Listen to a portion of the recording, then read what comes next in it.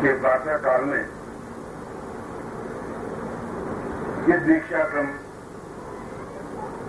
और दीक्षा के बारे में केवल 2 या 3 मिनट में आपको समझाऊंगा। इसलिए तुम्हारे क्या कर्तव्य है ये भी नहीं समझाऊंगा, तुम्हें क्या करना है ये भी नहीं समझाऊंगी, तुम्हें क्या आज्ञा पालन करनी है कुछ नहीं समझाना है।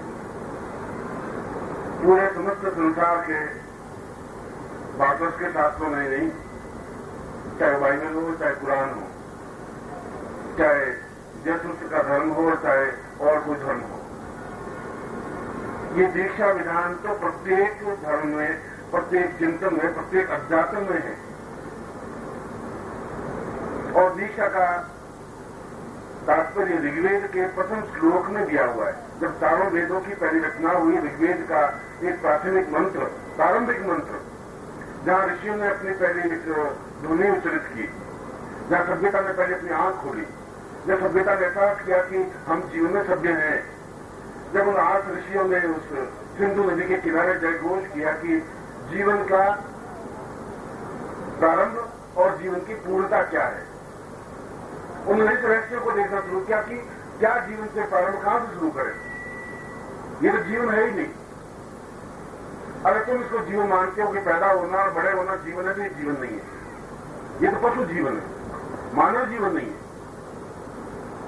और इस दीक्षा के दोनों अक्षरों का विधान करते हुए उन्होंने उस मंत्र की घोषणा की, ओम गद्यो श्रोवै प्रवै चक्षत्वाम दीर्घौ स दीर्घाम पूर्वो प्रादान्यै सह।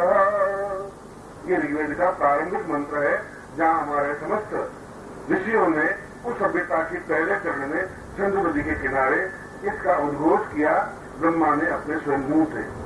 ये ऋग्वेद आपके सामने। और भी वो कर सकता था, लक्ष्मी की आराधना कर सकता था, श्री की आराधना कर सकता था, अपनी बात कह सकता था, नहीं। उसने कहा जीवन की पूर्णता का है, जीवन नहीं है। और जीवन का मतलब है उन दोनों अक्षरों का विवेचन किया। गद्यो अपने आप को सौंप देना ही 2 अक्षर। तुम अपने पास रखोगे तो कुछ मिल नहीं सकता, संभव नहीं है। जो कुछ अपने पास है, छल, झूठ, कपट, असत्य, व्यभिचार और अपना जीवन, अपने प्राण, अपनी आत्मा, सब कुछ सौंप देने की क्रिया है, वह विद्यार है, वह देना है। और तुम ऐसा दे नहीं पा रहे हो। छितवी और उस मंत्र के मुंह से करने, इस पूरे मंत्र का ये पहला चरण, ये पहली बात। अब इसका अर्थ करें तो 3000 क्रमों में आएगा। फिर 6 का मतलब है आकाश, 2 का मतलब है पृथ्वी। पृथ्वी से अनंत आकाश तक पहुंचने की जो क्रिया है, एक जमीन पर पड़ा हुआ इस फर्क को छू ले, स्पर्श कर ले, हिमालय से भी ऊंचा उठ जाए। हिमालय तो बहुत छोटा है, 29,000 फीट की ऊंचाई पर है। पूरे आकाश को छूने की कल्पना करे, इस जमीन से ऊपर उठ करके, और उस आकाश को तब छू सकता है जब विद्या देने की क्रिया करे, और तब क्षेत्रम, तब उस आकाश को छू सकता है। और तुम्हारा जीवन भी समस्त ब्रह्मांड है, पूरा आकाश है। तुमने एक छोटा सा जीवन जन्म लिया है, और इस पृथ्वी और आकाश के बीच में बहुत कुछ है, गंदगी, घटियापन, सब कुछ है। मगर उसमें क्या है कि हमने केवल लेना सीख लिया है, इससे भी, उससे भी, पत्नी से भी, बेटे से भी, भाइयों से भी, संबंधियों से भी। देने का सीखा ही नहीं है। और यदि हम देने का एक क्षण कल्पना कर लें, एक क्षण चिंतन कर लें, तो अपने आप में आकाश में पहुंचने की क्रिया हो जाती है। दीक्षा की छोटी सी बात नहीं होती। दीक्षा का तात्पर्य मैं आकाश पर हूं और तुम धरती पर हो। उस मैं तुम्हें बता रहा हूं, तुम्हें आकाश को छूने के लिए, आकाश में समाहित होने के लिए तुम्हें आवाज दे रहा हूं। उस आकाश में विलीन होने की क्रिया समझा रहा हूं। केवल मंत्र बोलूं, मंत्र मुंह से बोल करके बैठ जाने को दीक्षा नहीं कहते। बस ऐसी दीक्षा को तुम 5000 बार ले लो, कुछ होगा ही नहीं उससे। उससे क्या होगा तुम्हारा? तुम एक धरती पुत्र हो, धरती के पुत्र, धरती से पैदा हुए हो। इसलिए पृथ्वी को धरनी कहा गया है, मां को पृथ्वी कहा गया है, मां को जननी कहा गया है। तुम धरती से पैदा हुए हो, और कैसा पैदा हुए हो? मल में, मूत्र में और गंदगी में और घटियापन। चारों तरफ टट्टी गए, तुम्हें पता नहीं पड़ा, बचपन में 2 महीने के हुए तो पता नहीं, मूत्र में पड़े हो तुम्हें पता नहीं, असत्य, असहाय। मां ने हटा दिया तो हट गए, मां ने पहुंच के रख दिया तो रख दिए। इतने छोटे से जीवन से मैं तुम्हें कह रहा हूं कि तुम्हें आकाश में छूना है। तुम्हें छोटी सी जगह नहीं ले जा रहा हूं, तुम्हें उस आकाश के फलक को छूने की बात बता रहा हूं। क्षित्रम, क्षय आकाश को कहा गया है। और ये दीक्षा उस जमीन से एकदम फलांग लगा करके आकाश में छूने के लिए बीच का सारा स्पेस जो जगह है उसको गुरु कहा गया है। वो मैं हूं तुम्हारे बीच में।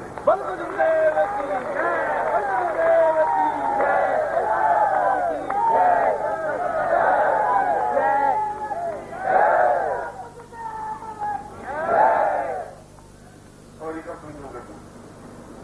ऐसा कब तुम्हारा क्षण आएगा कि मैं जमीन पुत्र हूं, जमीन से जुड़ा हुआ हूं, जमीन में घास भी उगती है, जमीन कांटे भी उगते हैं, जमीन में पशु भी पैदा होते हैं, तो जमीन से घास करके वो भी एक कुत्ते, श्वान, गधे, कई तरह की योनियां हैं, उसमें से एक तुम्हारी भी योनि है।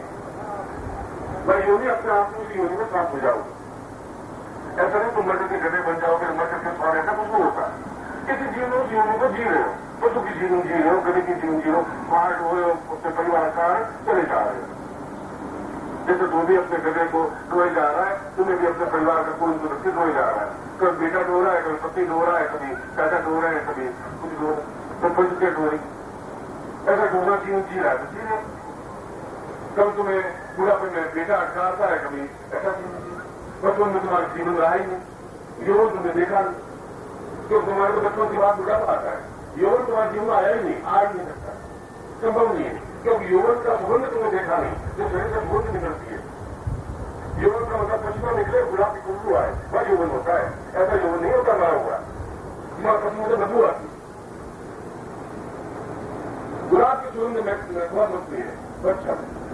और ये सब उस आकाश को छूने की जो कल्पना नहीं वास्तविकता है, उसको दीक्षा कहते हैं, जो उसमें दे रहा। ये सामान्य दीक्षा नहीं है, ये अपने आप में कोई छलांग लगाने की दीक्षा है, जमीन को छोड़ने की दीक्षा है। एक छलांग लगाई तो सही, जमीन को नहीं गिरोगे, और फिर जमीन को गिर के इसका मतलब लेने की भावना नहीं, अपने आप को सौंपने की भावना नहीं रही। किस बार बात है क्या तुम?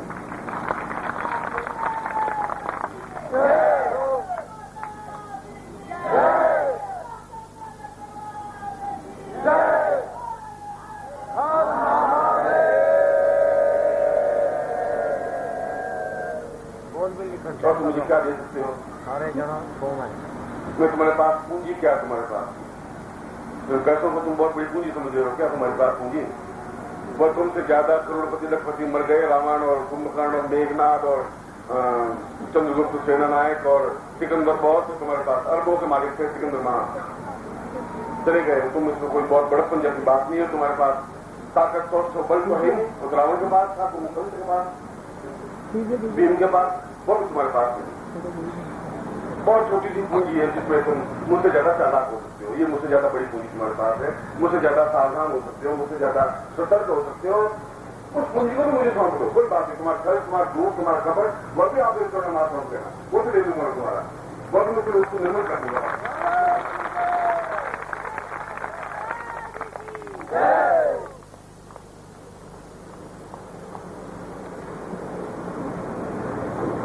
दूसरा बात, अक्षय तक पहुंचने के लिए जमीन से ऊपर उसके छलांग लगा करके, जंपिंग स्टोन, ये जंपिंग स्टोन जहां एकदम से एक रबड़ होता है, पुश किया एकदम आगे उठा देता है। अब आपको तो पुश करना पड़ेगा, ये पुश करने की क्रिया है, उठने की क्रिया है, और निरंतर उठने की क्रिया है। फिर दूसरी तीसरी दीक्षा, पांचवी दीक्षा, अपने आप में पूरा आकाश को छूने की दीक्षा है लेने के बाद में। और इस प्रकार की जहां पूर्ण उसी क्षण से एक समर्पण हो जाता है, और समर्पण को अगर मैं तुम्हें यह कहता हूं तो फिर मैं तब कहने का अधिकारी हूं जब मैंने किया है। अगर मैंने राजमहल में सोचे सोचे दीक्षा नहीं होगी, बुद्ध ने भी राजमहल छोड़े तब उससे बुद्ध बना। राजमहल में बैठा बैठा बुद्ध नहीं बना, वो छोड़ दिया। तुमसे ज्यादा संपत्ति थी उसके पास में, यशोधरा पत्नी थी, राहुल बेटा था, धन यश मान पद प्रतिष्ठा बहुत थी, छोड़ दिया उसने एक क्षण झटके में। महावीर एक क्षण झटके में पूरे राज्य को छोड़ दिया। जो क्षण में छोड़ सकता है, व्यक्ति जो कर सकता है, वो अपना प्रकृति बन सकता है।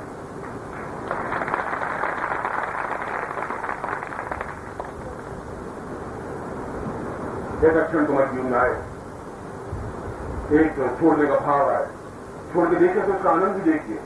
तो कुछ खोने के लिए तुम्हारे पास नहीं है, कुछ पाना ही पाना है। फिर तो तुम्हारे पास है ही, तुम खो गए क्या? और इसलिए पूर्ण समर्पण के साथ दीक्षा दीजिए, सब ज्यादा तुम्हारे पास अपने आप आती रहेगी, आएगी। ये समझिए कि मैं आज अपने जीवन को सौंप रहा हूं, शब्दों से नहीं, फिर जब आगे तुम छलांग लगाना है तो लगाना है, डूब जाना है तो डूब जाना है, मैं अपना आप दिखाऊंगा। मैं तुम्हारे पास कल भी तुम्हें कहा था कि जब जीवन में तुम्हारे रखवाला में बैठा हूं तो मैं जिम्मेवार हूं तुम्हारे जीवन का, तुम्हारे प्राणों का, तुम्हारी आत्मा का, सब कुछ का जीवन का रखवाला हूं। पार लगाऊंगा, छोड़ूंगा नहीं बीच में।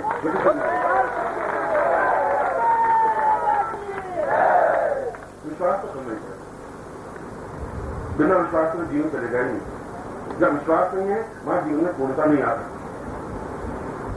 एक बार एक पति और पत्नी, नई पत्नी, शादीशुदा दोनों हवाईजहाज से यात्रा करते हनीमून मनाने के लिए जा रहे थे। हवाईजहाज में बैठे हुए थोड़ा सा हवाईजहाज उड़ा, करीब आधे घंटे बाद हवाईजहाज का पंख टूट गया, हवाईजहाज लटकाने लगा बहुत तेजी से। अब गिरे अंदर चिल्लाने लगे, चीखने लगे लोग, और भगवान को याद करने, ईसा मसीह को याद करने लगे, मोहम्मद साहब को याद करने लगे, कोई राम को, कोई हनुमान जी को याद करने लगे। वो तो नीचे गिर रहा था। एक वो व्यक्ति तो बिल्कुल शांत बैठा हुआ, पत्नी हिलाया, तुम करके आए हो, तुम पागल चीख रहे हो, चिल्ला रहे हो, तुम्हें कुछ हो नहीं रहा, तुम क्या कर रहे हो, तुम्हें कुछ जरूरत नहीं हो रही क्या? उसने एक जेब से चाकू निकाला, रामपुरिया चाकू, और पत्नी के गले के ऊपर रख दिया। फिर मैंने क्या करे, पागल है क्या? तुम्हें गला काट, तो तुम गला काट ही नहीं सकते मेरा, तुम मेरे पति है। उसने कहा जब तुझे इतना मेरे पर भरोसा, मुझे भगवान को भरोसा हो, मेरा कुछ बिगाड़ नहीं सकता, क्या बिगड़ेगा मेरा? तुझे विश्वास है, तेरा गला नहीं काट सकता, तुझे मार नहीं सकता, भरोसा है कि तुझे मेरे ऊपर? कह रहे तब मुझे भगवान भरोसा होगा, गिर जाए बिगड़ जाए, मैं कुछ बिगड़ेगा ही नहीं। तो इतना विश्वास तो मेरे ऊपर करो तो तुम्हारा बिगड़ेगा ही नहीं। विश्वास तो करके देखो तुम, सौंप दो अपना और निश्चिंत हो जाओ तुम, और देखो उस जीवन का आनंद देखो तुम, और जीवन एक मस्ती का जीवन हो जाएगा। एक प्रभु तकल भी मैंने कहा था कि आप नाच से झूमते हुए चलिए, ये आनंद महोत्सव है, ये गुरु महोत्सव है, मामूली महोत्सव नहीं है, ये तो जीवन का एक विलक्षण महोत्सव है। तुम उसको पकड़े हुए बैठे अपने जीवन को और सौंप की रहे पकड़े बैठे ना। मैंने अपने आप को सौंपा था, ये बीज, मैं भी एक छोटा सा तुम्हारे पर बीज था, बिल्कुल छोटा बीज, मुट्ठी मारने लायक, उस जमीन में सौंप के अपने को मिटा दिया, देखा जाएगा, या तो समाप्त हो जाएंगे या तो हो जाएंगे। और बीज उस 8, 15, 20, 25, 40 साल बाद विशाल वृक्ष बना, जिसकी छाया के नीचे लाखों लोग बैठे हुए हैं। और मैं तुम्हारे इस बीज को भी जमीन में बोलना चाहता हूं, मिला देना चाहता हूं जमीन में, जहां धूप, छाया, गर्मी जो कुछ भी होगी। मैं चाहता हूं कि विशाल वृक्ष बने, एक एक विशाल वृक्ष बने, जहां लाखों लोग तुम्हारे छाया नीचे बैठ सके, आनंद ले सके, शक्ति मिल सके। मैं हर बार एक बात कहता हूं कि मुझे अपने स्वार्थ की बात नहीं कर रहा हूं, मैं तुम्हें बनाना चाहता हूं, बात तुम्हारी बात करता हूं कि तुम्हें ऐसा बनना है। कल तुम इस जमीन को छोड़ोगे, मुझे समझ नहीं आ रहा, और उसके बाद में तो तुम्हारे पास क्या रह पाएगा? वो तुम्हें शांत, तुम्हारे पास एक और अपनी बात